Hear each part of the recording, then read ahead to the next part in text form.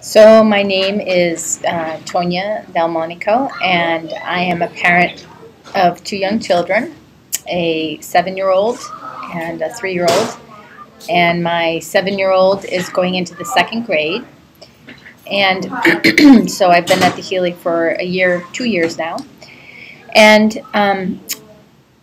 what I notice about the Healy is that there's a strong community of families who speak other languages than English, and but yet the families that I see most involved are mostly all families who are the dominant English speakers. And so I became very interested in uh, trying to participate in a program and sort of project that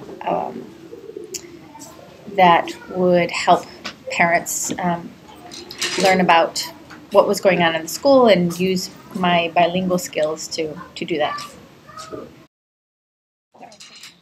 My name is Lupe. I have two children in the Healy School. One is in third grade, now in fourth grade, and the second one is in the sixth grade. And I am involved in the school because it's important to me to my kids learn in the school.